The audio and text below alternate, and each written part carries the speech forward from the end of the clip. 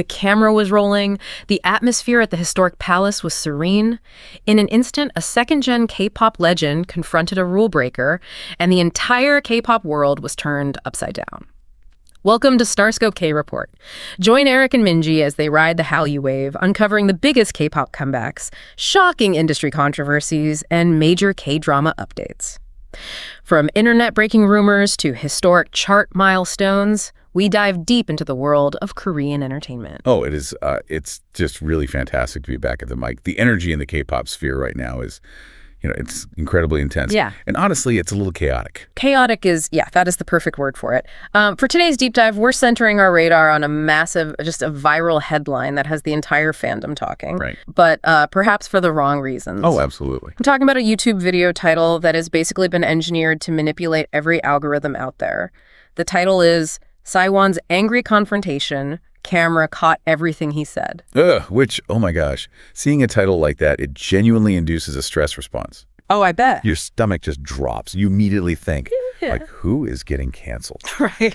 What apology letter is being drafted on a black square right now, Yeah, that panic is exactly what the uploaders want. It's designed to make you click out of fear. But that's why we're here. We are pulling from a pretty heavy stack of verified, grounded sources today to cut through that noise. Thank goodness. Yeah.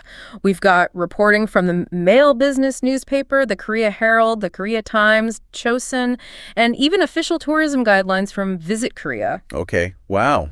That's a lot. It is. Our mission today is to separate the clickbait rumors from the actual facts of what happened, and more importantly, understand the massive cultural implications behind it. Because this story is so layered, it touches on everything from, like, cultural preservation and the immense weight of being a public figure to the very real dangers that come with surging tourism in South Korea right now. Yeah. Okay, let's unpack this. We need to start with the factual timeline. So on August 18th, 2026, Choi Si-won, who, most people know as a member of the legendary group Super Junior. Legends. Literal legends. And a really prolific actor, too. He uploaded a vlog to his personal channel. The video was simply titled A Rainy Palace Tour, Gyeongbokgung, featuring teacher Yang In-eok. Which is such a beautifully understated concept. It really is. Gyeongbokgung is this breathtaking, sprawling, Joseon-era palace right in the center of Seoul. Yeah. And it's raining in the video, giving it this deeply atmospheric mood, and he just quietly absorbing the history. Exactly. So he's taking this tour with a volunteer cultural history guide, Yang In-eok, and they are deep in conversation. The guide is actively explaining the historical significance of the seosu, which are these traditional stone guardian animals intentionally placed around Korean palaces. Well, to ward off evil spirits, right? Right, to ward off spirits and protect the grounds. And right at that moment of, cultural reverence, a foreign tourist nearby just casually pulls out a cigarette and lights up. Yeah. Oh my gosh. Yeah. Anyone who has ever set foot near a Korean historic site knows that is a catastrophic red flag. Seriously. It's the kind of thing that makes everyone in the vicinity freeze. So SIWON spots this happening. He pauses, double checks the regulations with his guide, asking, is it allowed to smoke here? Yeah. The guide confirms it is absolutely prohibited. Now, here is where the reality completely shatters that clickbait headline. It wasn't an angry confrontation in any sense of the word, was it? Not even a little bit. It was the complete opposite of a confrontation. Right.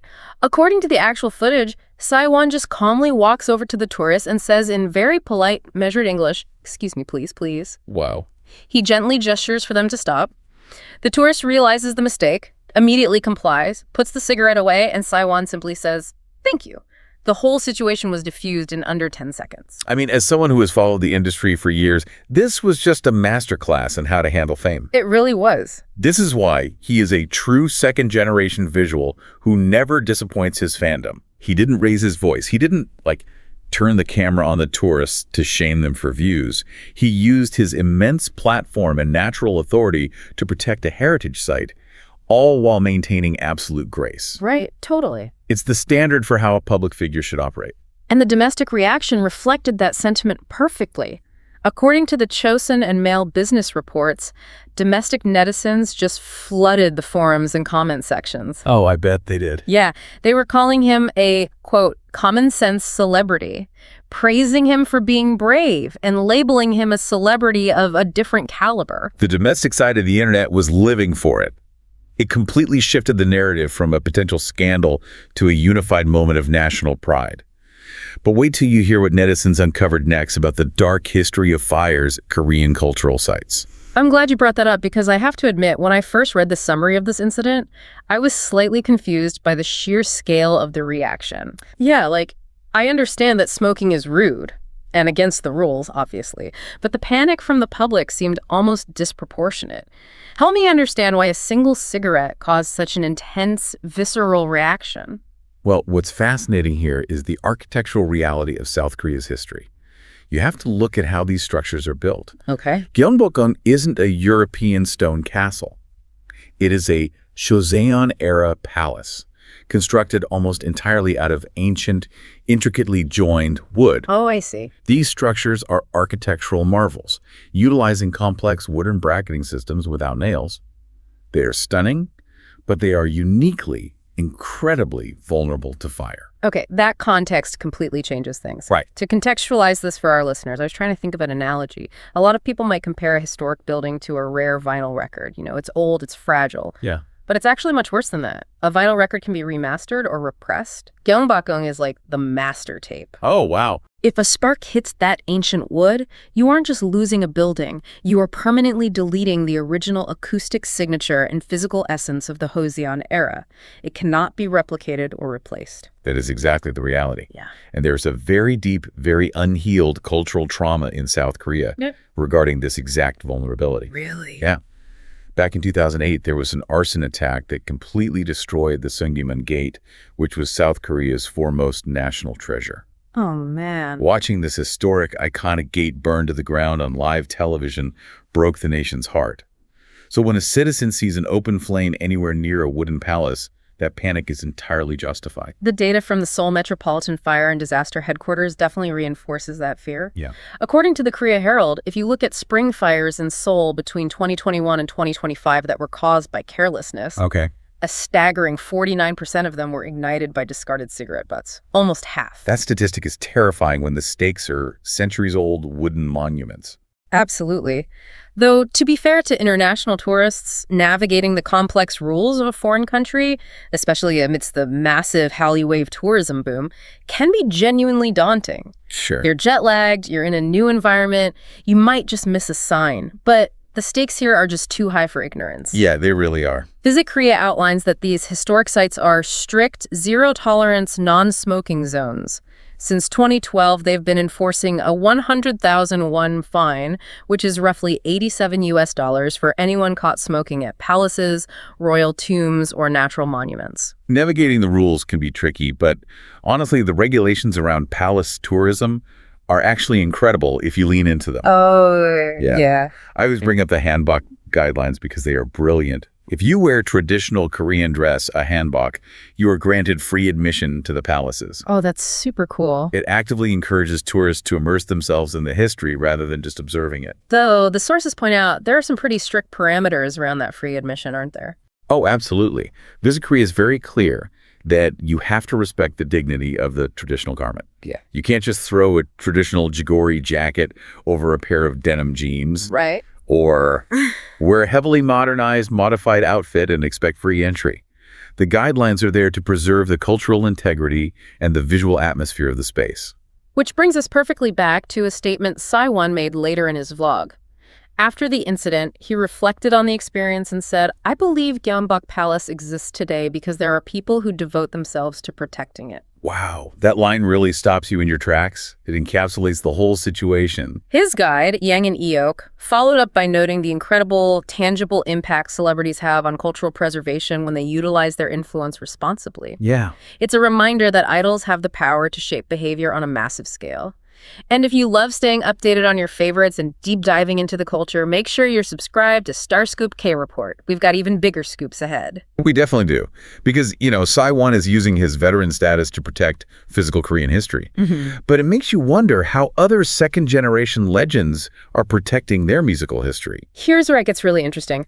We are pivoting to G-Dragon, who is facing the monumental task of preserving Big Bang's legacy while entirely rebuilding their sound. Oh my gosh. Just hearing his name brings up so much emotion right now. The updates we are getting are monumental. According to a detailed report from WOW Korea, G-Dragon recently made a highly anticipated appearance on the variety show Pinjago. Yes. During the interview, he got incredibly candid about a topic that has been heavily speculated on. He explicitly discussed the profound challenge of transitioning Big Bang from a 5-member group down to a 3-member group and trying to create a new sound. Yeah. I have to ask, as someone looking at this from the outside, how hard is it really to just change a lineup? Groups lose members occasionally. Do the mechanics of the music really shift that drastically? It shifts everything. You have to understand the specific architecture of Big Bang's music. Their signature sound was never just about a catchy beat. It relied on the intricate interplay of 5 very distinct vocal and rap tones. You had contrasting baritones, high-pitched rapid-fire verses, and melodic bridges that were specifically tailored to the unique timbre of each departing member. Ah, I see. When G-Dragon talks about creating a new sound, he isn't just writing new lyrics. He's talking about the sheer mathematical difficulty of filling those sonic gaps. He has to completely redefine the group's swagger and sonic identity from the ground up without losing the essence of what made them legends. That sounds like an immense amount of pressure for a producer. It is. Losing members is one of the most agonizing experiences a fandom can endure.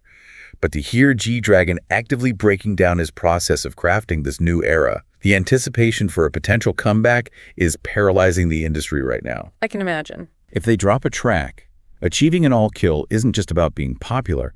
It requires a track to simultaneously dominate every single fragmented real-time chart in Korea, which is mathematically insane to pull off when you are fundamentally restructuring your vocal delivery.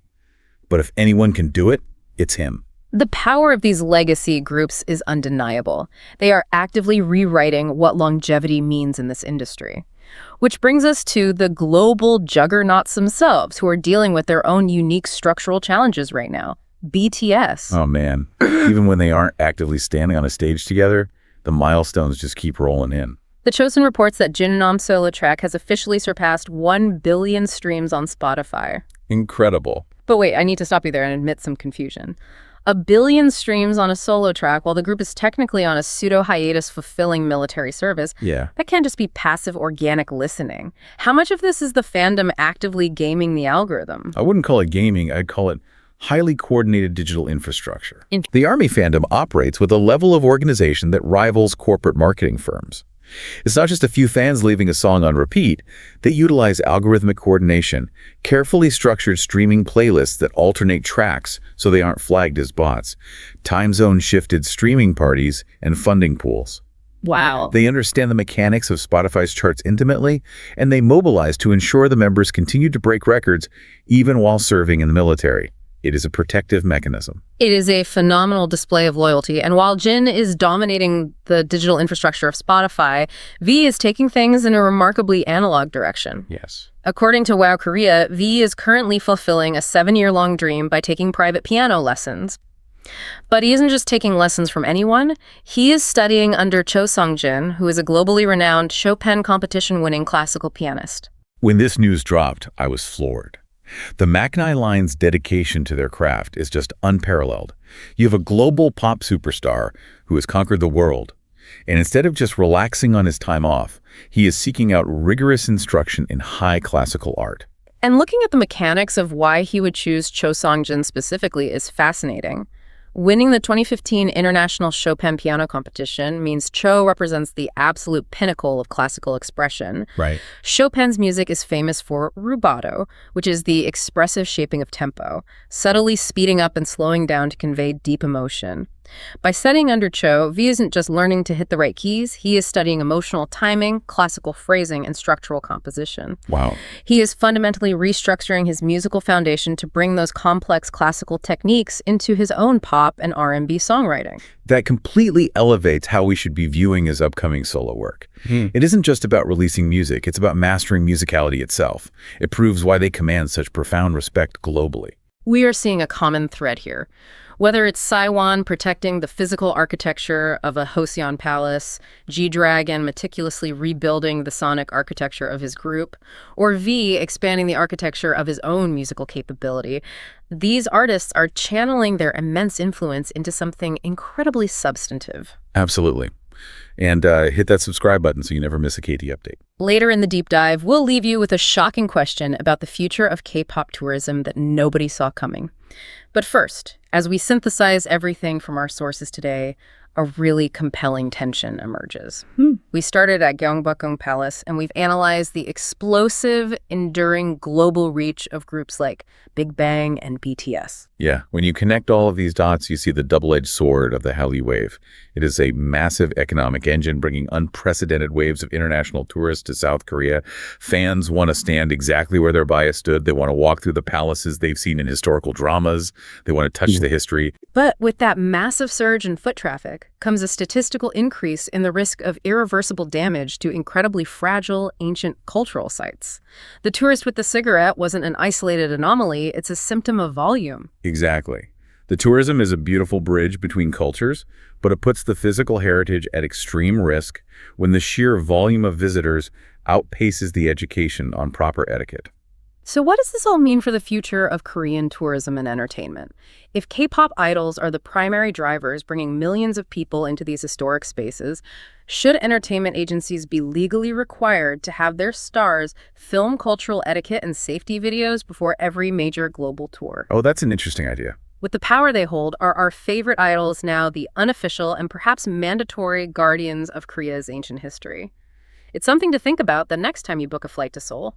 You've been listening to StarScope K-Report, where Eric and Minji bring you the story shipping K-pop, K-dramas, and the global Hallyu wave. Thanks for tuning in, and don't forget to subscribe for more stories that keep the stars shining.